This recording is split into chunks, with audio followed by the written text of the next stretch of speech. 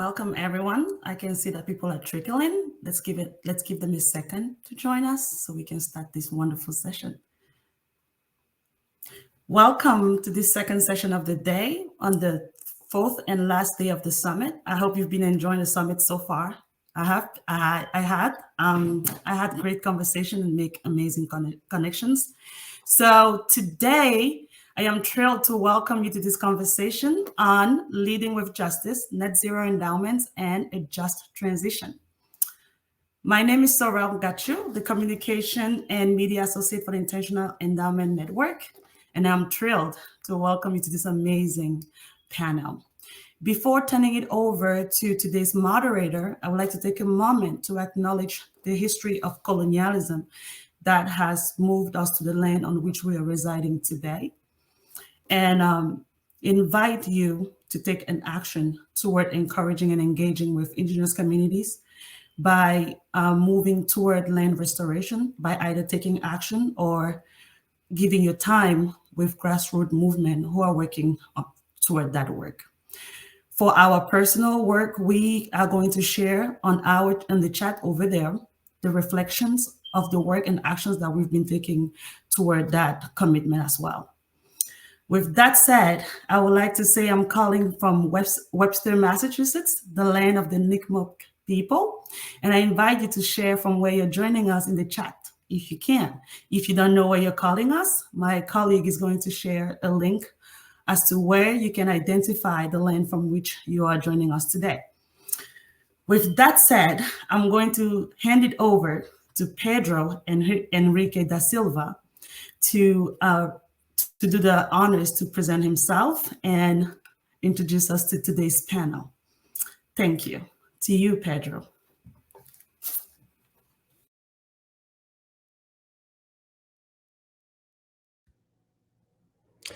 Thank you so much for that introduction, Sorel. So my name is Pedro. I'm calling in from Charlotte, North Carolina, which is Catawba land. Nearby to Charlotte are the Cherokee, Kahari, and Lumbee tribes. I'm a child of immigrants, a former educator, and a member of the team at Global Endowment Management. So key parts of the discussion this week have been justice and equity. When I think about justice and when I think about equity, especially in climate, I think not only about correcting injustice or correcting inequity, but of the opportunity we have to combat pollution and climate change and their effects on our health and our ecosystems. I think about the thick disparities between global north and global south, east side and west side, and importantly, how things got to be this way. On a personal front, I think about my own family's history, about how the borders of the African country that my family traces its heritage to, like so many others, were designed on a map in a room hundreds of miles away by men in Europe with no regard for the peoples, nations, and communities already there or how they saw themselves. How this country that I was born in and raised in and care for shares a similar history in doing the same thing with the indigenous nations, tribes, and communities that were and still are here today.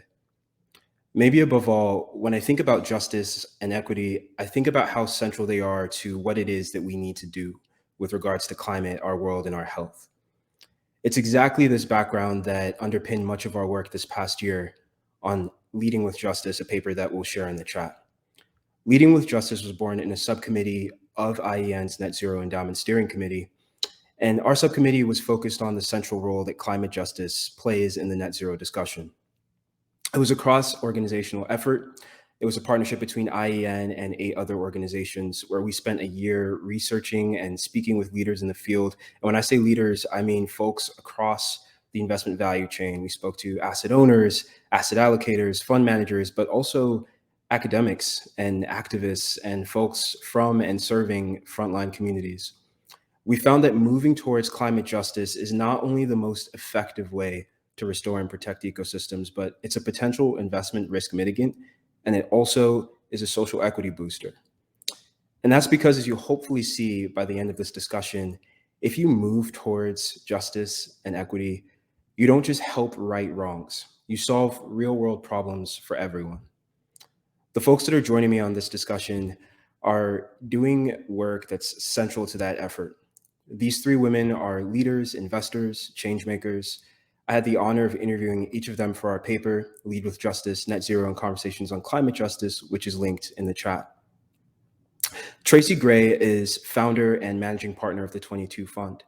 She's lead partner at Portfolia's Green and Sustainability Fund, founder of nonprofit We Are Enough, a board trustee of University of California, Dominguez Hills, and a key contributor to the paper and someone I've now had the privilege of working with on IEN's Net Zero Steering Committee and Climate Justice Subcommittee. Nilly Gilbert is vice chairwoman of Carbon Direct, chair of the advisory panel for the Glasgow Financial Alliance for Net Zero, and a board member of the David Rockefeller Fund and Synergos Institute. Her TED Talk, The Crucial Intersection of Climate and Capital, has been viewed over 1 million times, and I highly encourage you to check it out. Finally, Carla Fredericks is CEO of the Christensen Fund.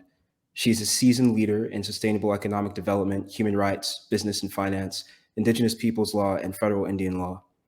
She's also served in a lot of different capacities, and one particularly notable one was serving as of counsel to the Standing Rock Sioux tribe in bringing the opposition to the Dakota Access Pipeline to international fora and financial institutions.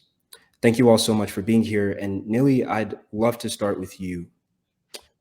So in the paper, you discuss the opportunity presented by multi-solving.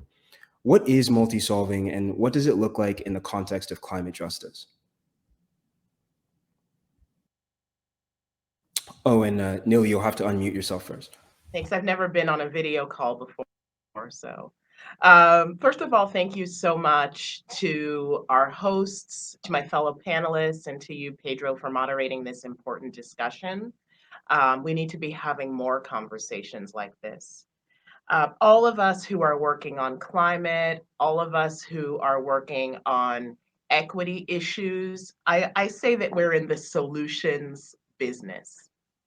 But sometimes I go from meeting to meeting, and in one meeting, I'm talking about greenhouse gas emissions.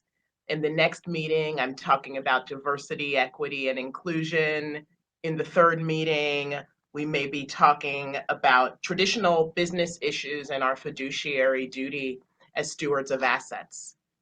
And so often as leaders, we work in these silos when the truth is that all of our goals are interconnected. And so if we think that we could solve climate change without focusing on the social issues that are implicitly intertwined with it because of the way in which our petroeconomy has been built on the backs of communities around the world, we may miss the plot and miss the opportunity to solve any of this at all. And so that's what multi-solving means. It means understanding that the work that we need to do is intersectional, interconnected, and figuring out how we can raise all of these solutions at the same time. And maybe a little bit related to that, so building off there, Tracy, in the paper, we discussed how investors grappling with this particular issue, or really any of these issues, often feel that it's so big. And you talk about the importance of focusing on where you are. What does that look like exactly? And do you see a way where it ties into multi-solving? Yes, they're not.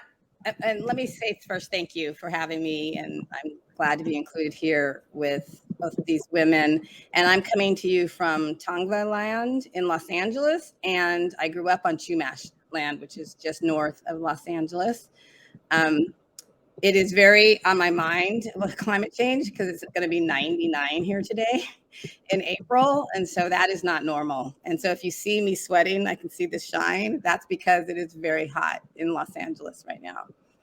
And so I don't think the multi-solving is mutually exclusive from working where you are. I call it, it's funny, Neely, I hadn't heard that before, but we call it, we're holistic investors because women and people of color, we don't have a choice to choose one area to focus on because we're getting hit by, especially women of color, racism, sexism, climate, and economic issues all at once and social issues. So we call ourselves holistic impact investors. But it is, this is a big problem. Nations are having problems solving it. How do we as individuals help solve it?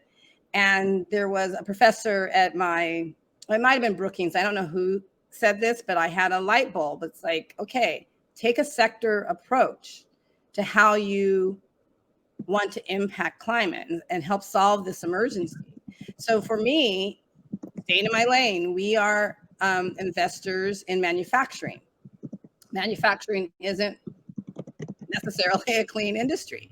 So we are holistic investors in our sector of manufacturing and focused on either investing in more clean and climate technologies, or investing in companies that we know that we have the experience and background to help them clean up, be more sustainable by bringing some of the technologies that we know are out there to the manufacturing sector. So for me, that makes me be able to feel like I'm having an impact if I just focus on the sector and not try to focus on the entire world. Thanks for that. And then, do you want to maybe speak a little bit more to what that means to you, Tracy, this idea of being a holistic investor? Well, it's like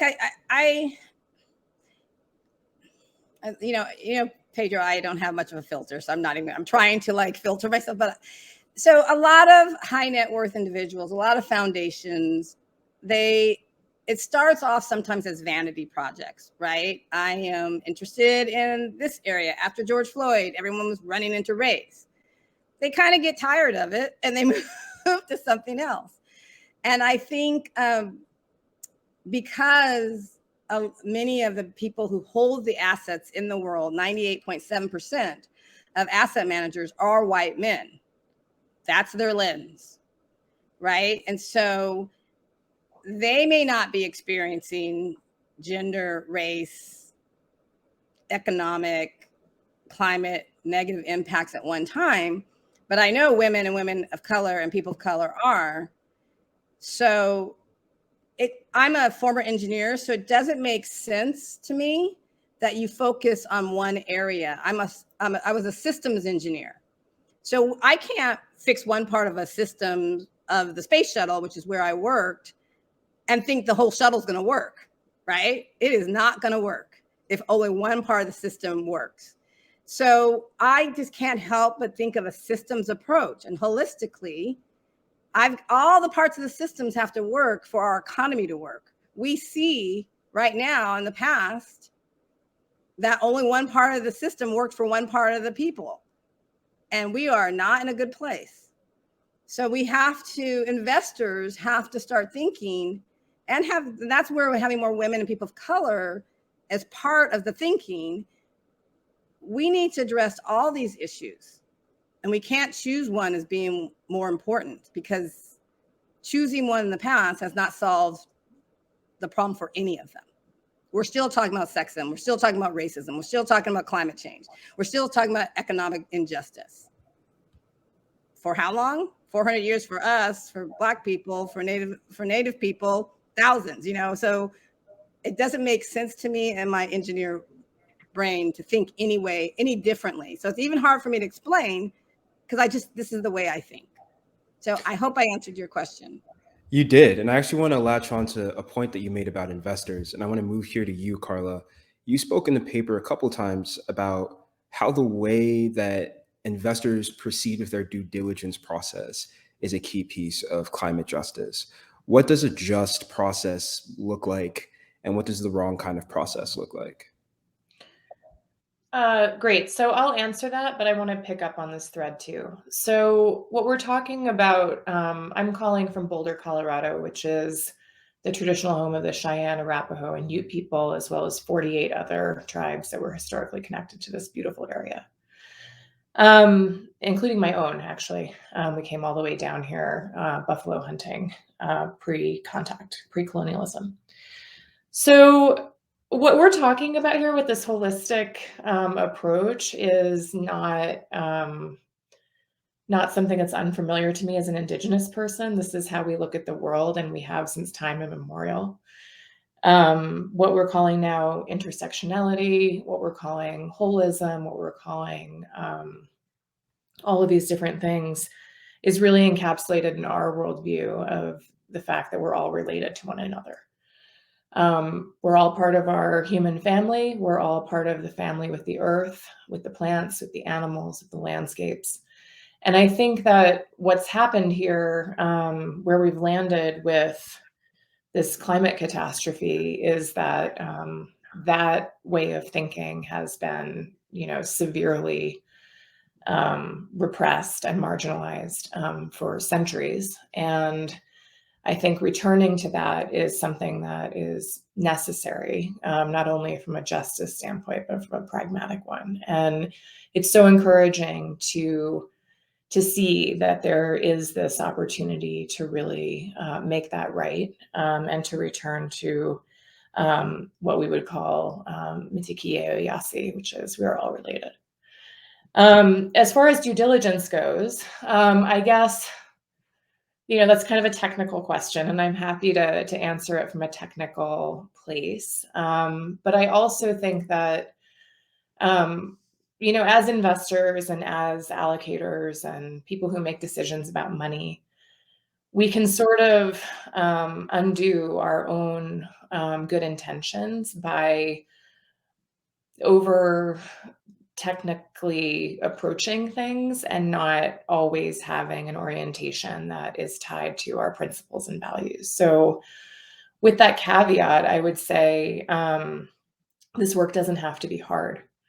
That if there is an honest look at what is happening in these different projects and an honest intention toward proceeding in relationship with these communities in a way that's truthful, in a way that is really authentic, and a way that's grounded in what we all know are fundamental rights of all people.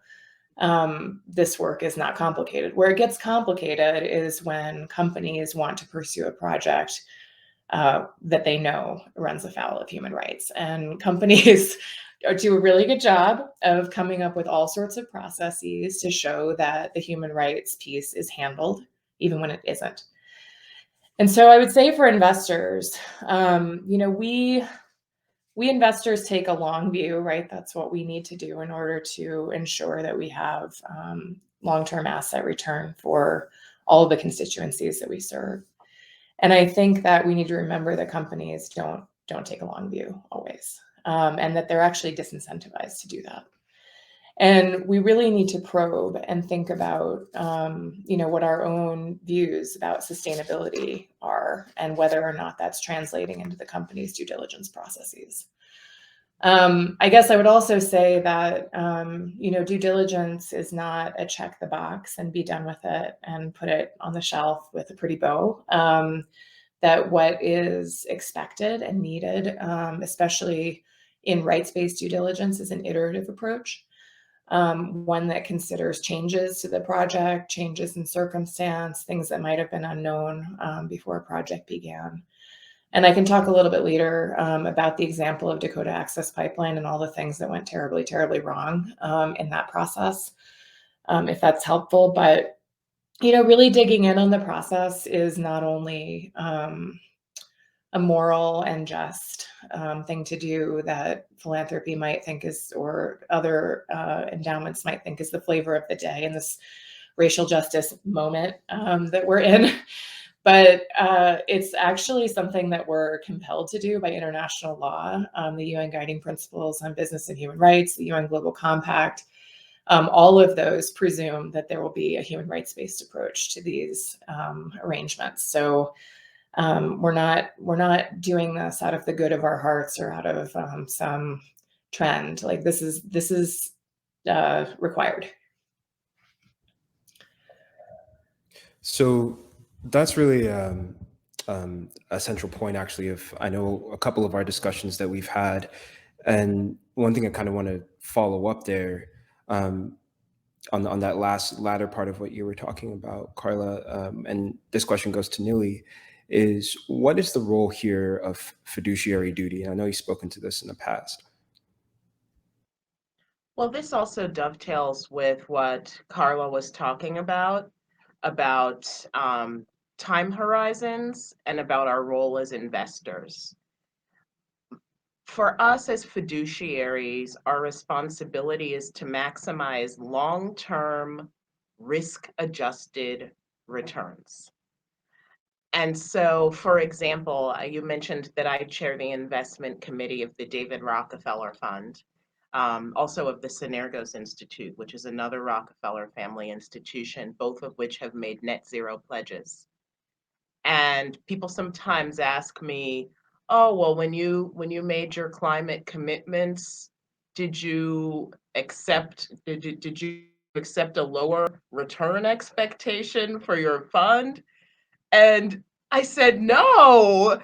As a matter of fact, we expect that we're going to be able to improve the long-term return expectations for our fund by managing climate risk, which we view as a threat to returns across all asset classes that we and all other investors rely on because of the systemic risk that it presents to GDP. We also expect that we'll be able to improve returns by getting ahead of the green transition that the whole economy is now going to have to go through. Manager selection matters within that.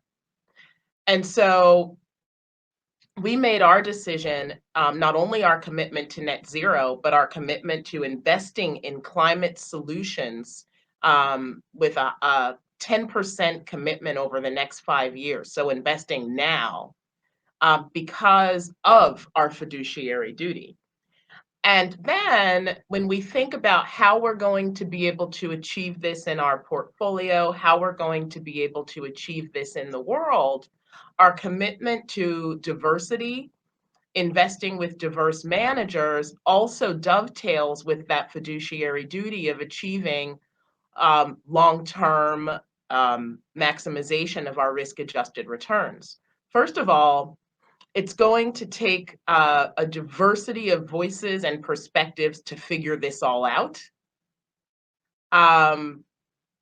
It's interesting that both Tracy and Carla have mentioned the lack of diversity that exists kind of in the broad investor and investment manager community. When you think about it, when I think about it in terms of flows of capital around the world, representing the flow of ideas around the world, I have this picture of just like one kind of idea getting out. And we need more ideas through the flow of our capital to get into the solutions and the ambitions that we have going forward for our economy and our society. So we think that supporting diversity, supporting diverse managers, getting diverse solutions, all support our ambition for the economy that we need and for the long-term performance that we need in our fund. The last thing that I want to say on this is that for us as foundation trustees, that our fiduciary duty extends not only to all of the fiduciary duty that all other stewards of capital have, but to the mission of the foundation itself. And so it's an expanded notion of what fiduciary responsibility is that comes back again to the topic that we had, that we were talking about earlier on integrated, interconnected thinking, intersectionality, and multi-solving. As trustees of mission-driven organizations, in which I would also include educational institutions, we hold more responsibility as leaders and fiduciaries than those who have a capital requirement alone. So, Nili, you actually said a couple of things in there that I want to come back to, particularly around the idea of risk later on in the discussion. I love talking about risk. Yeah. Does anyone want to follow up just off of what Nili said before I ask another question? I had a follow-up from both Carla and Neely, what they were speaking to. I think where Carla talked about pretty much a values-based approach to investing, which we can learn from indigenous people. I don't think we're allowed to do that. let's not say allowed. Let me say that when we do this, people automatically think of what Neely is saying, that you're talking about philanthropy and a trade-off or concession for your returns. And that is not true. You know, I'm a Buddhist, and so interconnectedness, I'm a Buddhist, I'm an EPBU, I'm an Episcopalian Buddhist. So I've got a little like thing going on, but it's the interconnectedness of the land, the people, animals, plants is how we think. And that's how my firm thinks also about our investing. So that was one thing that really hit me. Also, the long view. Yes, we all take a long view as investors, but when you bring in climate, I'm not sure we have time for the long view. So there's my little like my tension, not little, a big tension. You know, I'm in a fund that is going to be 10 years. That's what we tell people. 10 years of your money we're going to hold.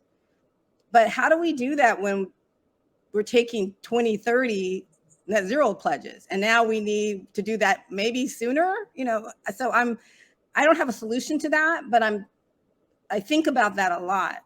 Yes, long view, but we're in a short time frame. So then I think about, you know, diverse managers receiving capital. I gave that 9.7% of the assets under management are with non-diverse managers, but the advisors and the foundations and the endowments are always investing. Their due diligence stops really in diverse managers from coming in, even if they have a diverse manager plan, because they expect you to be on your second fund or you already have track record, you know, all the things that we listed in due diligence 2.0 that are barriers, systemic barriers and structural barriers for bringing in diverse managers. So if we're in a time of urgency, we need to flow 3-4 times the amount of capital into first-time funds of diverse managers if we want to see anything.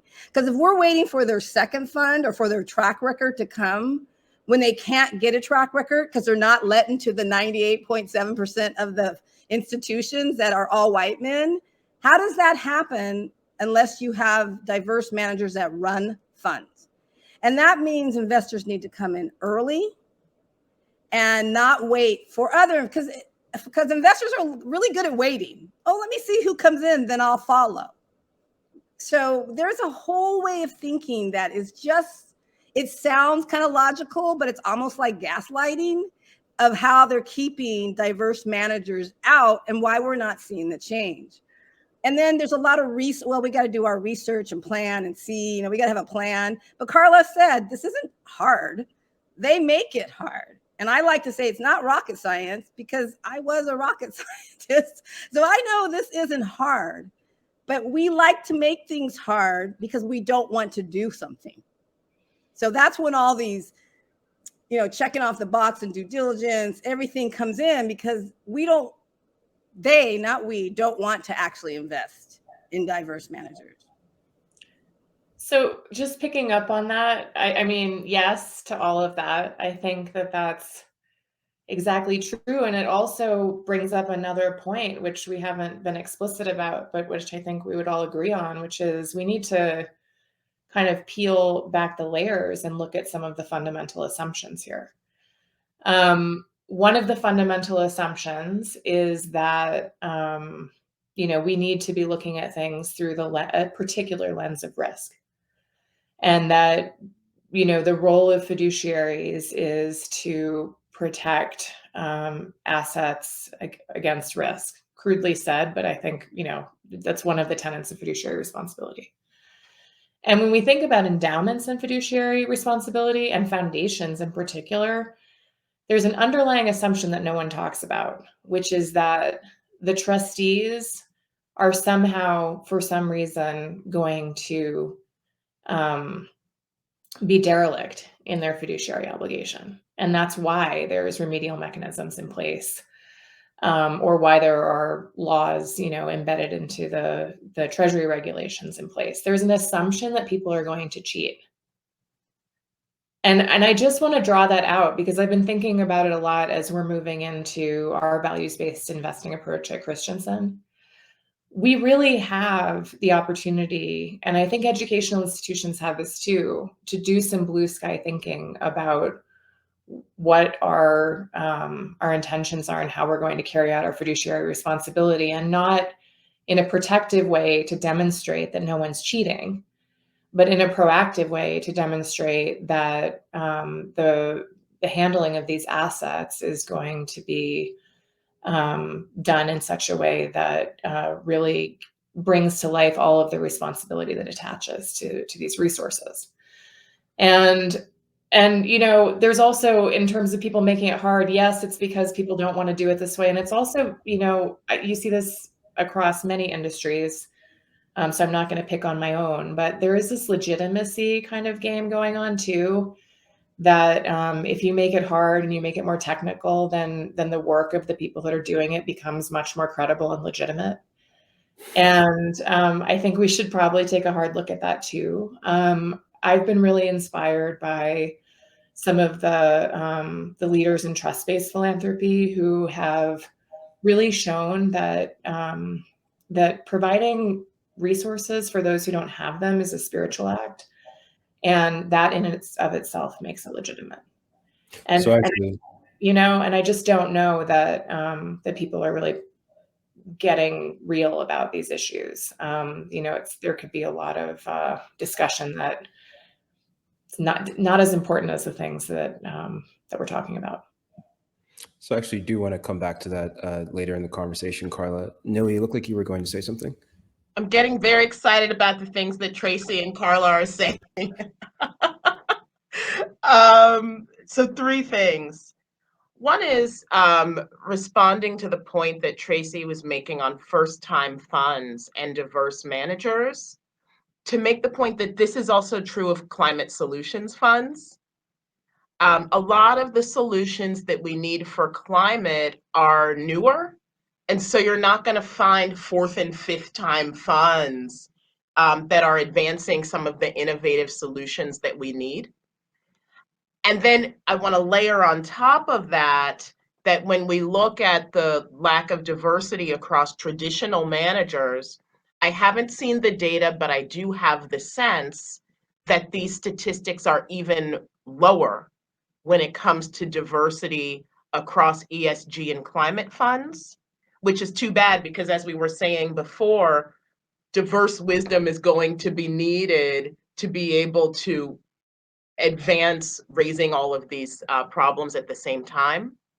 And so one thing for us to think about is not only a willingness to commit capital to early funds from diverse leaders in general, but especially if they're funds that are also advancing climate solutions, going after the E, the S, and the G once you do that at the same time.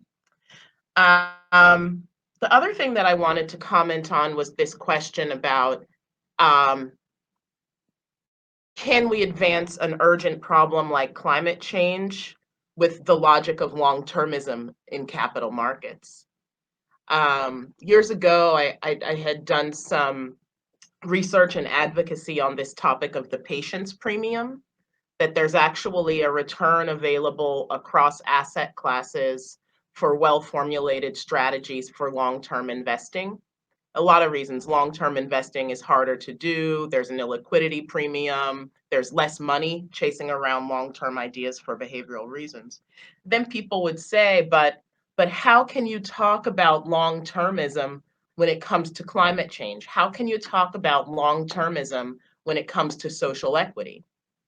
What I would have come to believe is that what we really need to do is use long-term inspiration and the logic of long-term goals to inspire short-term action. So when we make our net zero pledges, a lot of people make net zero by 2050 pledges because that's the deadline for the planet. But even then, the highest standard or even medium standard net zero pledges talk about interim target setting. So for the David Rockefeller Fund, we've done net zero by 2050 because we want to shepherd the broad economy all along the way. But we have a 5-year interim target for decarbonization, 25% by 2025. The long term is not necessarily made up of a series of short terms that are equally allocated. The logic of a 50-year plan is not necessarily the logic of 5-10-year plans. You need to build that long-term plan out of a series of short-term plans that speak to the long-term goal. The last thing that I wanted to say in response to Carla, when you were talking about, essentially, I think you were talking about trust of fiduciaries and the way that a lack of trust, perhaps we're getting back into the oldest debates about human nature, have shaped conversations about shareholder capitalism versus stakeholder capitalism. You're taking me back to Milton Friedman's seminal letter in the New York Times that established shareholder primacy. And what I think is that this also is a topic about multi-solving, because what Friedman was saying in that letter is not, to a certain extent, there's a lack of trust. Like, we just can't trust these people. They're going to say that they're going after some type of higher social goal, but we can't really tell, and they might just be looking out for themselves. There's some of that in there. But also, I think what he was saying is it's too hard for trustees to be masters, to serve more than one master. Like, so therefore they should only pick one, and it should be the shareholder. And so I just wanted to point to the way in which that Friedman essay and the way that we reflect on it as we now say, no, we need to focus on stakeholder capitalism and serving more than one goal, bridges back with what we were saying earlier about intersectional, integrated thinking and multi-solving. Thanks. That was awesome. So I actually, so two things. One, we have a couple questions coming in the chat. So I want to make sure we have time to get to those, but then I want to give Carla a chance to speak a little bit to what Nili spoke to, and then also give Tracy a chance to speak to that idea about trust, because I know that we talked about that in the paper. So I'll go first to Carla. Well, I guess I would say I wrote a long paper about this Milton Friedman thing, and stakeholder and shareholder. So I've thought about this more than any human probably should have, and it was a dark time for me, coming out of DAPL and the Trump years, and thinking about markets and whether and how they should engage in social and environmental issues. But I agree with you. The stakeholder shareholder stuff, I actually put forth the argument that that's kind of a false binary, because if you take an ecosystem approach or an intersectional approach, that all of these things are at play, and to call it one thing or another thing is kind of not the world we live in. In any event, I think, Neely, what you were talking about to me really resonated, because, and Tracy bringing up this point about short versus long term, I also think that's kind of a non-binary. I guess as an Indigenous person, we just don't do binary. That's not how we think about things. You all may have heard of the seventh generation way of thinking. I think there's an investment firm or two that calls itself that. And the seventh generation is not that we look to the seventh generation. It's that every single act that we perform in this life is in recognition of the 7 generations that came before us, and also in recognition of the responsibility we have, maybe as fiduciaries, to the 7 generations that come after us. And it doesn't, I think, prevent acting with a sense of urgency. Our people sacrifice themselves in multiple ways and continue to do so for the benefit of our future generations and for the honor of our previous ones. And we are in a very urgent situation now. As Indigenous people, we also know that this urgency is something we created and something we will pay for, that the planet will be fine. It's whether or not we can live on it that's the question. But, when we think about, questions of primacy, that's another thing that really is not part of that conversation at all. This question about the rights of nature and really thinking about all of this holistically and intersectionally. And I guess I would say, on that set of questions, I would go back to what I said before. We just need to interrogate the underlying assumption. Friedman wrote that essay in the wake of several Supreme Court decisions that basically created the precedent for shareholder primacy. So I think that it was just a recognition of how the courts were looking at how to protect investors, and how the courts had been looking at it since the stock market crash of 1929. And the whole reason we have an SEC is because there was no investor protection. And this question of human nature and white supremacist culture and robber barons was right front and center in all of that, along with manifest destiny and so on and so forth. So we're really looking at a structure here that is built on some false premises. And I think that they're thinking about, that a stakeholder approach is better. I guess, the work that BlackRock's been doing around thinking about a new shareholder primacy that's about sustainability and so on kind of is starting to go there.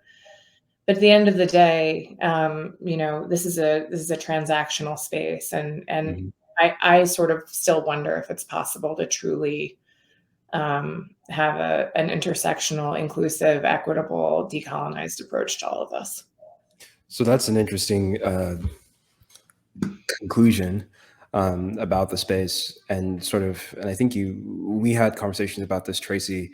I know we talked about how it was in this context, it was about investing with a racial equity lens, being crucial to climate justice, but also about the importance of trusting women and people of color. What is the role of trust in this conversation, and what does that look like for investors? First, I had to take a breath after Carla spoke, because I could feel myself getting getting emotional around it, right? I flippantly have said to people, the next investor presentation I do to an LP, an allocator, will just be one slide that says, trust women of color, because they don't, right? And I don't know. And I think I think the due diligence process, like Carla said, was, it's to keep people honest, but it's been used now to keep people out. And it's used because they do not trust women and people of color, full stop. And I see this at a personal level, on a case by case basis, where I will go to LPs who I know that a classmate of mine from business school, who has all, similar background as me, similar track record, but he raises his fund in 6 months. 3.5 years later, I'm still raising my fund, and I have friends that are women of color that are still raising their fund. And then you bring in climate to that, when we're trying to layer climate and bring it in holistically with justice, and like Neely said, we have new strategies that you can't copy and paste into another strategy, right? We're doing things differently. So Chris Sacca, who comes from lowercase capital, billionaire from lowercase capital, now lower carbon capital, he raised $800 million in 2 weeks. Tell me where that due diligence is. It's because they trust him. They don't need to due diligence him. They trust him. Tom Steyer, and they're doing great, doing good work. He raised, huge fund. I tell you, it did not take him 3.5, 4 years to raise that fund, because they trust him. And so I hate saying they, because once again, my values, I'm trying not to separate us, but there is a they, that they do not trust us. And so what happens sometimes, and I'm a trustee on a small endowment, I see it happen where women of color and people of color who get into these positions, they don't quite trust us either, right? Because it is colonization, and your values and your worth is tied to being with the powers that be. And I think sometimes, not everybody, but I see this happen, that they don't trust us either. So I'm not sure how to solve this problem when it might be that they don't trust themselves. So they give the power to their advisors to make the decisions. Right. And I see it. I see it as a trustee. I see it on the other, I'm on both sides of the equation. So there's a lot about our personal worth. I'm getting more of my spiritual, but our personal worth really informs who we trust. And a lot of times we don't trust ourselves, our people enough to actually put our money with them. And you can see a lot of wealthy women and wealthy people of color who have white men running their money. They have white men making the decisions where money goes. And I think that's a deeper issue. That is ancestral trauma, cultural trauma. And I could go really deep here. I'm not going to, but how else can you see it when it's so stubborn how little money is going to women and people of color, even after George Floyd, even after everything we hear about climate? So I don't know what to do other than to speak out. And then some of us that speak out get punished. But what do you do if people don't trust you enough to be stewards of their capital? I don't know how to answer that question other than to go back at them and tell them, trust people of color. So that's my thinking in my head. There are people who are moving this in a way that is appropriate. Hewlett Foundation has partnered with VC Include on a climate justice grant.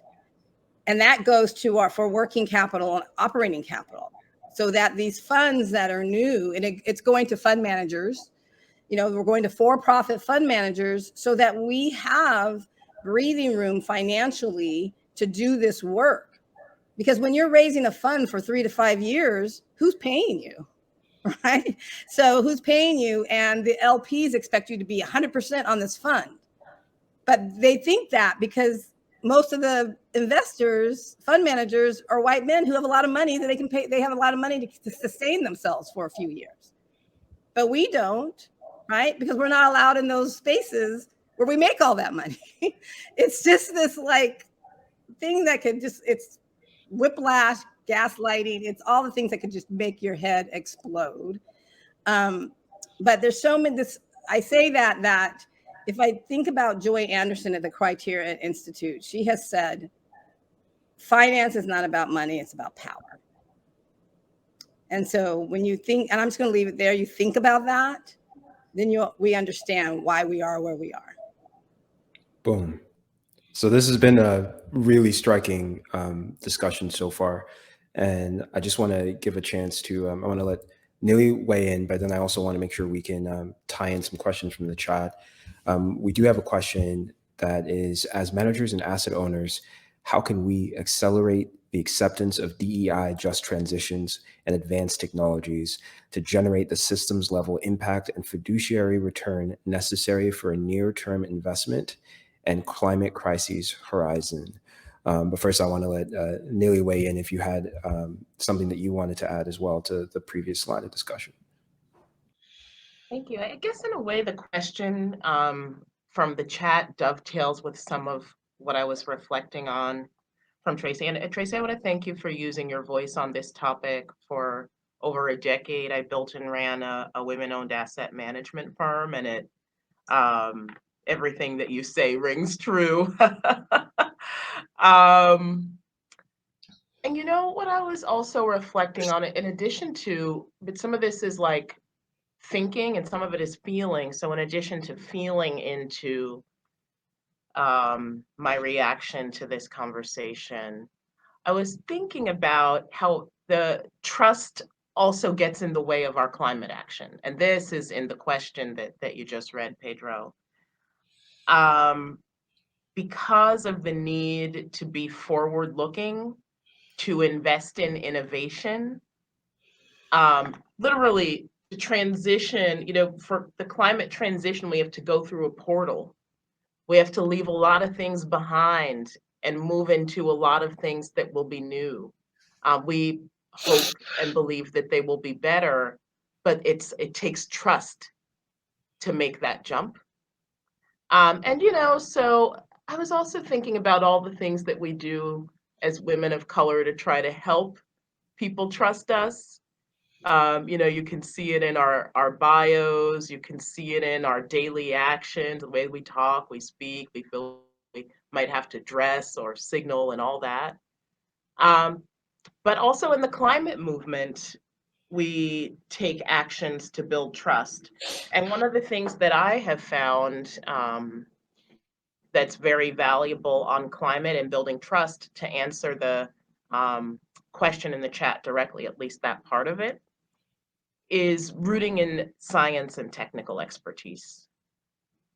So this is why I'm honored to chair the panel of technical experts for the Glasgow Financial Alliance for Net Zero, because some of it is like being able to come and speak with, like, what kind of voice can we use that gains people's trust, right? To be able to come and speak with a backing that feels more objective. We're at Carbon Direct. We're now employing about 60 climate scientists across every discipline of carbon management, and it's my honor to be vice chair of that institution. And so some of this is like the game of building trust, and the onus of building trust, and essentially the dance of trust among leaders, in which some of us have to build excess skill. And so, thinking about that, and also being aware that we're coming to a natural close here, um, with the idea of building trust, and Carla, I want to direct this to you. I remember during the paper we did talk about how all of this, and I would imagine that this probably applies to trust as well, but I'm going to let you speak to it, isn't just a moral cause, but it's also about risk to investors. Can you say more about that, or clarify that for the folks tuning in? I guess, yeah. I mean, it feels like we've moved so far beyond that question, but you know, communities of color, indigenous communities, people who care about the environment, care about social issues and governance issues, they're surfacing things that the market needs to know about. And ESG is something that I firmly believe, from living through some of these situations, is not a marketing tool, but really is meant to interrogate the value of these assets. Way back in 2014, Standing Rock told the Army Corps of Engineers, don't build the pipeline. It's on our treaty land. You're going to have a problem. There's also a lot of environmental issues that you're going to have to contend with. It's a bad idea. That pipeline's still in litigation. And all of these banks that signed on to the Equator Principles, all of these folks that might have a pretty good looking portfolio on sustainability that somehow ended up via, mutual funds or whatever, invested in Energy Transfer Partners. They're left holding the bag for that now, 8 years later. And, some of it's about this. It does come back to trust, because it comes back to these communities know the land. They know what's right for them. They have had a depth of experience in the social fabric of this country that informs them about where we are and how we got there and where we need to go. And I think that flows through to this question about managers too, and the lived experiences that people have, and just the richness of of experience that people are bringing to the investing world that it previously hasn't been there. And that trust is something that I think is a way to gird against risk in some important ways, because when you leave people out and you marginalize them, you're creating, I think, a risk to them, which is this status quo marginalization, which is a very cognizable risk, but also a risk to yourself. You're not really understanding what's going on in the world at all. It's like looking at the world through a pinhole. And really having a holistic approach to investing that has an integration of ESG is going to help folks better understand their investment outcomes. We did a case study after DAPL that showed that affected investors and communities lost over $12 billion thanks to that pipeline. And that number was quantified back in 2019. There have been similar event studies around the social harm that companies experienced because of apartheid in South Africa. And I'm sure that similar event studies can be done about what's going on now with the atrocities in Ukraine. So, this deserves a hard look. It deserves a hard look by people who understand these issues, have lived them. And I think it's imperative, whether you're thinking about things through the lens of shareholder primacy, stakeholder primacy, or human rights. So just before I turn it back to Sorel, this has been a deeply compelling discussion, and you each bring deeply personal backgrounds as well to the work that you do. And I was wondering if each person wanted to give 45 seconds or less of what I would refer to as a last word, whether it be on this discussion, what we've talked about today, or just what you think about in relationship to it. And we can start with Tracy and move to Nili and then go to Carla. First, I think, Pedro, you're probably the one man who could have been part of this conversation. Your whole energy is really supportive. And you two women, it's the same, very supportive to have these conversations. I'm not sure that this conversation would have happened if it wasn't three women of color. We do not separate feeling from thinking. That used to be used against us. And we thought we had to. And I think we can't move forward without it. Thank you. I really add my thanks to the panelists and for this discussion. I guess that in my work, there's a lot of uncertainty. Working on trying to limit global warming to 1.5 degrees, working on trying to solve social justice issues. And right, as I said, some of it is science. So people want to say, like, what's the probability that we're going to be able to solve climate change? Because there is math, there are molecular formulas, but there's physics. But the reason that we can't answer that question is because we actually have all the solutions that we need to solve this problem. The challenges that lay ahead of us are leadership, it's people. And so in that sense, it's up to us. And it has to do with who is in leadership, how they act, leaders and their actions, and the ways in which we work together. And so this is the work. This kind of panel, this kind of forum is how we get there and how we increase that probability over time. So thank you.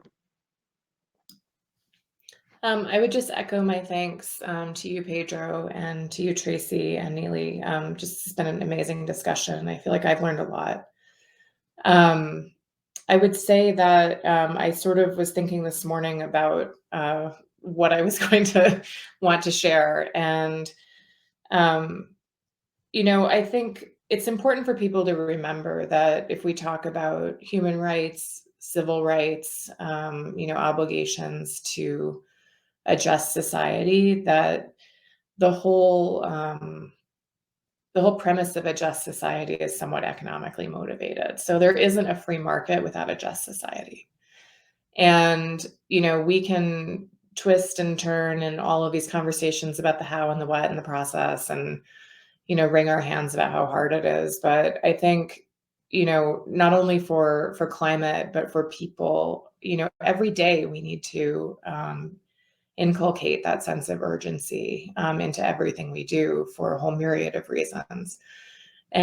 And if the reasons are, fiduciary reasons, that's okay. If the reasons are spiritual reasons, that's okay. But we all need to get there, and we need to get there in relationship with one another so that we can build the trust and the opportunities that we're talking about in order for that to be possible. So I'm just really appreciative of this conversation and of all the work you all are doing. Likewise, and thank you all. I'm turning it back to Sorrel.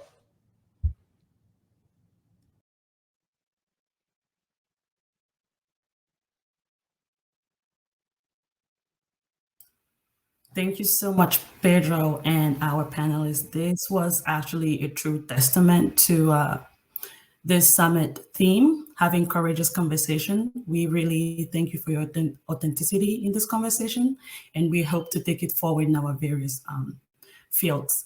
With that said, this couldn't have been possible without our sponsors. We are really grateful for your support in putting this event together.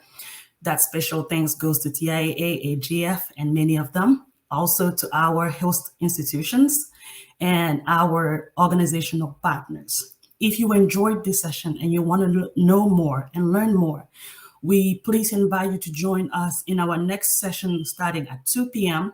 titled Intersectionality in Endowments, DEI and Racial Equity Investing. Thank you so much for being with us today. We look forward to seeing you there at 2 p.m.